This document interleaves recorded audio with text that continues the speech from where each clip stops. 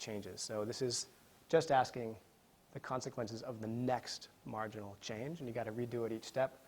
And also it clearly scales with how big a change you make it. We just arbitrarily chose 10 hectares because that tends to be the size of marginal land use change there, but if it were bigger chunks at a time, the map would look different. Okay. So there are lots of things we'd like to do with this. Some of them are just straight up limitations. Some of that are kind of hopeful things to do next. I think I'd like to build in some more realistic ecology about minimum patch sizes and things.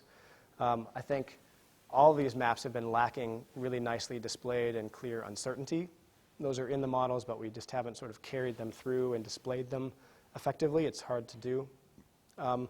Clearly, this is just about pollination services. There's lots of other trade-offs, other services to consider, but also the production values and expected rents. If you destroy forest, there are other benefits accruing to you in whatever you seem to be growing there. And also, there's a lot of responses that farmers can make to deforestation that would change these maps. They can switch crops or substitute pollination with managed pollinators and so forth. So some of these things are things to sort of consider and not forget about when you're thinking about a service at a time. Some of these are things we'd actually like to do to improve the model itself. Okay, so clearly there's more to life than pollination, much as I love it, much as I love my coffee and my almonds and my chocolate.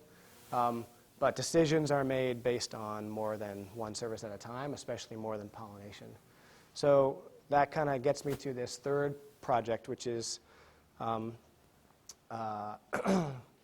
guess I'll put under the heading of the Natural Capital Project, and I'll explain why in a minute.